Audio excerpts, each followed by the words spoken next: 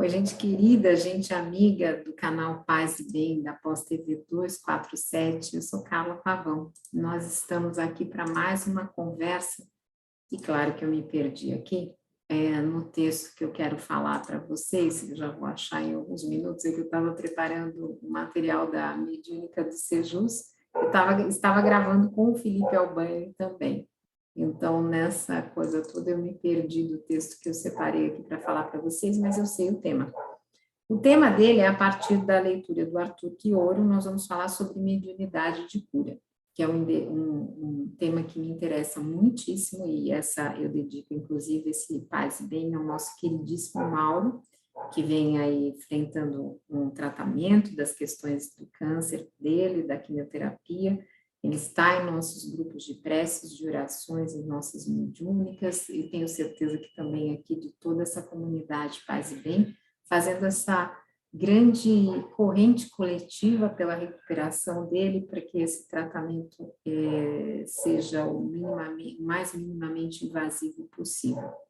Então, eu queria falar dessa mediunidade de cura, porque anos da minha vida eu me dediquei a isso, como médium de cura que eu sou. Então, quando eu vi o Arthur trazendo a visão dele, como médico, inclusive, neste livro, logo eu quis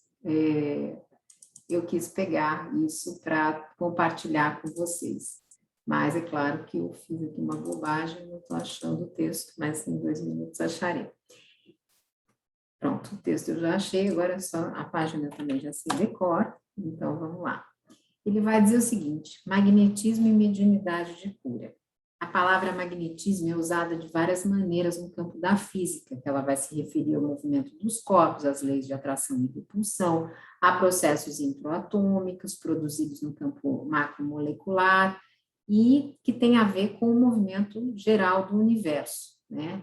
Então, aqui ele vai focar o tema com magnetismo de índole espiritual, que se denomina magnetismo pessoal, que é relacionado a esta mediunidade curadora. Então, a gente põe a mão, né, sobre alguém e dá alívio, e ele vai trazer isso mais para frente no tema, mas eu posso falar pela minha prática, justamente porque a gente tem esse magnetismo, muitas vezes a gente tem um auxílio do plano espiritual, na maioria dos casos, mas é possível dar um passe sem envolvimento do plano espiritual. Tudo isso a gente vai conversar aqui no livro.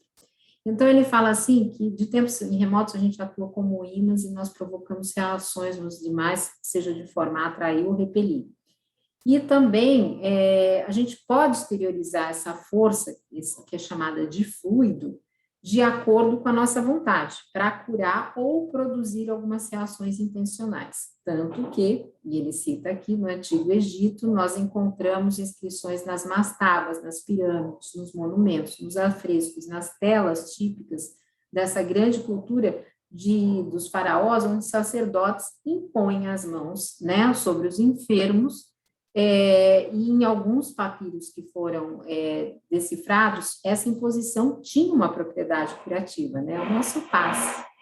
Então, essas práticas egípcias, elas também acontecem na cultura asiática, né? No Velho e no Médio Oriente. Gente, desculpe, estou gravando aqui o Paz e Bem e a pessoa resolveu usar a furadeira à noite, nem sei se pode, mas a gente vai ter que conviver com um pouco de ruído. Então, ele vai falar também da cultura africana, dos povos do Cáucaso, né, nesse caso. Então, no caso dos derviches, por exemplo, era a voz corrente, que nas suas danças frenéticas, eles também tinham movimentos rítmicos de suas mãos com vibrações que eles podiam produzir curas de magnetismo pessoal.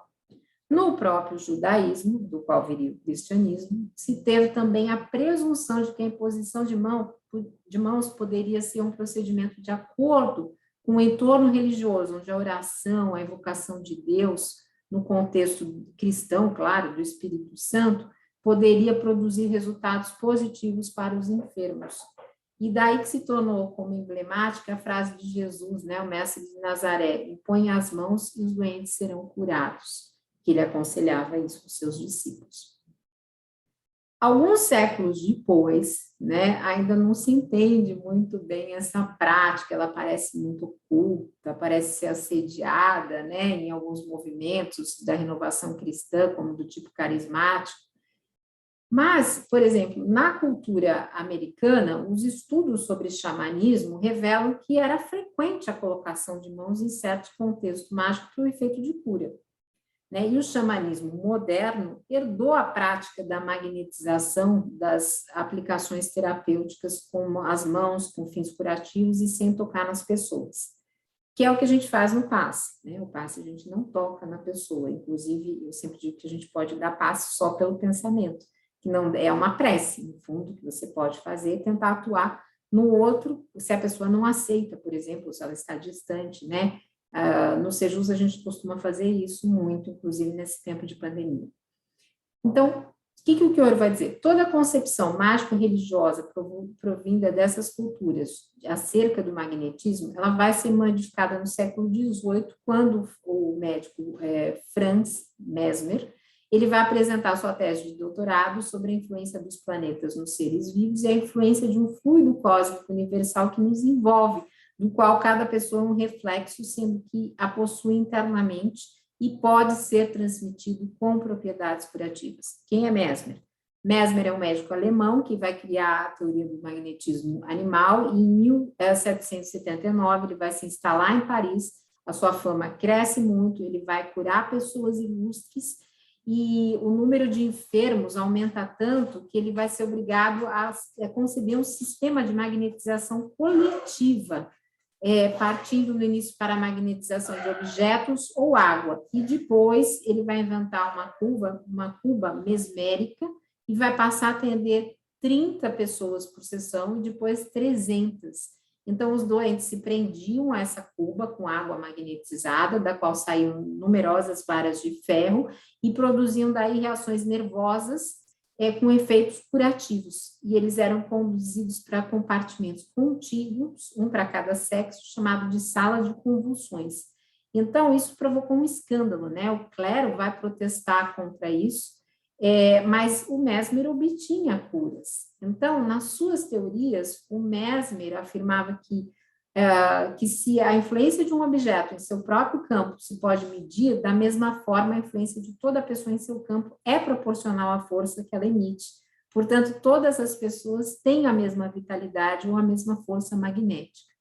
E aí ele expressava isso, ele detalhava, o Arthur vai detalhar muito, mas ele vai dizer que o grande aporte de Mesmer vai ser apresentar a ideia, que é uma ideia que é aceita até os dias de hoje, né? Que é essa questão do magnetismo.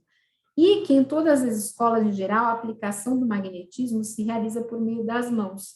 E Mesmer, ele vai apresentar essa tese, ele vai empregar essa tese, que é uma novidade lá no século XVIII.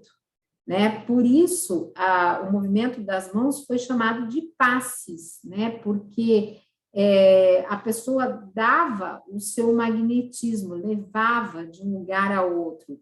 Isso quer dizer, o magnetizador, ele transfere, né?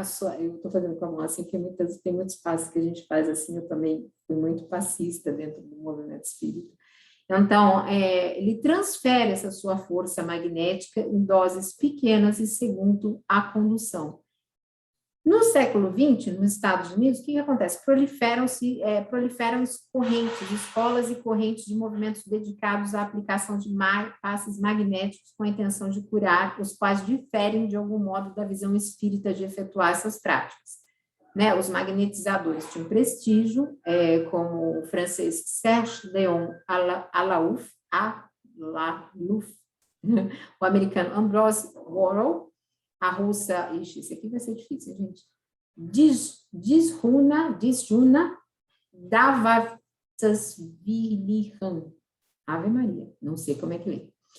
Eles demonstram essas capacidades e muita gente trabalha com magnetismo de modo sério, né? Por exemplo, tem uma física canadense que o Kioro cita aqui, que é Barbara Ann Brennan, que ela tem uma obra que chama Mãos que Curam, e o argentino também, Raul Horácio Dubrich, ou Dubrick, não sei como é que fala, que é da Universidade Nacional do Litoral, ele é um conferencista, e ele é da Sociedade do Espiritismo Verdadeiro, e ele é investigador de fenômenos mediúnicos e paranormais.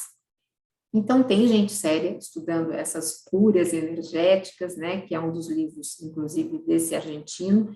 E o magnetismo, na doutrina espírita, ele está no elemento básico, é Kardec, né? Kardec se interessou por Mesmer, ele estudou Mesmer, e ele vai fazer do magnetismo, ele vai trazer o magnetismo para a sociedade francesa. Ele era um homem extremamente racional, então ele falava que a radiação era uma espécie de variante da eletricidade universal, e que dentro do fluido cósmico se encontrava do fluido cósmico universal se encontrava o magnetismo humano. Então, é uma prática comum às instituições espíritas no Brasil e outras de corte filosófico ou científico. E em toda a obra kardecista, nós vamos encontrar observações sobre isso. O que Ouro destaca um trecho aqui, que é o seguinte: o magnetismo preparou o caminho do espiritismo e os rápidos progressos desta última doutrina se devem indiscutivelmente à vulgarização das ideias sobre a primeira, dos fenômenos magnéticos, do sonambulismo, do êxtase, enfim, etc, etc. Então, do ponto de vista espiritual, e não só do mesmerismo, né, ou mesmeriano, o ser humano, como espírito encarnado, ele gera essa energia vibrante, existe um magnetismo, e este magnetismo, acompanhado do pensamento positivo e da intenção, ele pode curar, ele pode tratar uma infecção, uma dor, uma depressão, um quadro clínico, emocional. Claro, nada disso substitui o tratamento científico, nós não estamos dizendo troque um pelo outro, é um complemento, né? Muitas vezes as pessoas bem desesperadas estão em medicação, em tratamentos que são muito complicados, e a gente consegue dar esse apoio, né? No Livro dos Espíritos, na pergunta 424, Kardec vai dizer assim: através do cuidado pontual, os laços que estão prestes a ser quebrados podem ser retomados e devolver a vida a um ser que morreria por falta de ajuda? Ele vai dizer, sem dúvida que sim. Muitas vezes o magnetismo é, nesse caso, um meio poderoso porque restitui ao corpo o fluido vital que está faltando e que não era suficiente para manter os órgãos em funcionamento. Claro que aí nós estamos falando de um espírito elevado para fazer isso no nome de Jesus. Eu, Carla, como médium curador, eu não consigo isso. E ele vai falar que esse fluido, ele irradia, né, de forma natural essa vibração. Então, existe uma relação entre magnetismo e mediunidade de cura. Isso que vocês estão ouvindo, desculpe, é o fiel, ele está doente. Eu já dei vários passes nele, inclusive ele está doente, com muita tosse, tomando injeções, mas como se chama? Traqueobronquite, que os cachorros estão tendo nessa época. Então, não tem o que fazer quando ele está assim. Então, vamos lá. Então, o Quioro, voltamos aqui para o Quioro. Ele vai falar, as coincidências de diferenças entre o magnetizador e o médium de cura devem ser levadas em conta na hora de precisar por parte dos experimentadores o que eles estão fazendo, né? Então, ele vai falar, as assistências, né? E eu não tenho dúvida desse nome assistência, não é um nome que eu gosto de usar, porque parece que os assistidos são os outros, quando somos todos nós. Mas é um termo muito usado no movimento espírita. Então, ele fala que combina o magnetismo humano e a contribuição dos espíritos, e a energia potencializa e adquire qualidades que faltam ao magnetizador quando atua por si só. Então, aí ele vai citar o Zé Arigó, né, que fazia várias coisas, José Pedro Freitas, que era um médium brasileiro, o filipino Tony Agapoa, que também é, o norte-americano Edgar Cayce, que em estado de trânsito falava em termos médicos, que desconhecia quando era consciente. Então, tudo isso, né, vem dando bastante força à questão da mediunidade curadora, mas, de novo, aqui ninguém está dizendo que ela dispensa qualquer tratamento científico e médico, nós não queremos substituir isso, nós só estamos dizendo, tentando trazer aqui como funciona isso através do olhar de um médico espírita, tá? Por favor, que fique bem claro isso no vídeo. Então, ele fala que tem bastante biografia de corte científico que vai falar sobre essa doação de energia, que talvez seja a melhor definição, com fins curadores, do papel do médium ou do sensitivo e das medições sobre essas energias que irradiam em quais frequências. Eu não conheço esses estudos científicos, não sou da área, mas o que o olho tem embasamento para falar nisso. Então, ele vai dizer o seguinte, ele permite, essas observações, permite reafirmar o que está na obra de Kardec. O médium curador, como todos os demais, possui uma capacidade natural, e não de ordem divina, de ser colocado à disposição do próximo com o objetivo de servir incondicionalmente. Então, isso é importante, porque muita gente fala assim, nossa, você é médium de cura, você deve ser muito iluminada. Não, gente, é natural, tá?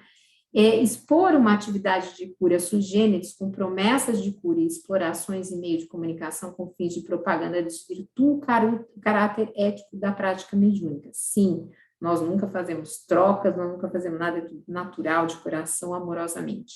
Diante das doenças, descartar as ideias de fatalismo e determinismo, bem como as crenças de que a origem corresponde a faltas do passado. Sempre. Nós não sabemos por que a pessoa está doente, né? Não é necessária a utilização de objetos cortantes, de punção, nem de ferramentas físicas, né? É uma coisa de energia mesmo. Só pode fazer prescrição de remédio os médicos ou profissionais habilitados. Concordo plenamente com isso, nós não damos receita. Compreender que as terapias energéticas, esses passes, a mediunidade, são alternativos. Olha o que eu estou falando aqui, o que eu estou falando o vídeo inteiro. Não substituem o tratamento, nem a consulta médica convencional. As condições físicas, psicológicas e emocionais dos participantes afetam essa ação que nós fazemos, né? E tem que ter uma sistematização do trabalho, né? O cuidado com o organismo biológico, com os pensamentos. Então, tudo isso tem que ser olhado, né? Tem que ter comprometimento dos membros que estão atuando com isso. Então, o passe energético é um elemento de todo esse contexto, mas também não se deve fazer uma prática desmedida disso. Então, era isso que eu tinha aqui para contar para vocês. Essa é a semana de nós falarmos sobre espiritismo. Deixa aí também, se vocês puderem, anotado, o que vocês gostariam de temas de outras espiritualidades. Se eu conseguir achar material, eu trarei com muita alegria. Então, um beijo grande, gente, paz e bem. Eu vi todos os comentários de feliz aniversário, tudo que vocês deixaram para mim na semana passada. Fiquei extremamente feliz e espero que nós possamos continuar aqui juntos por muito tempo. Um beijo grande. Paz e bem, gente. Paz e bem.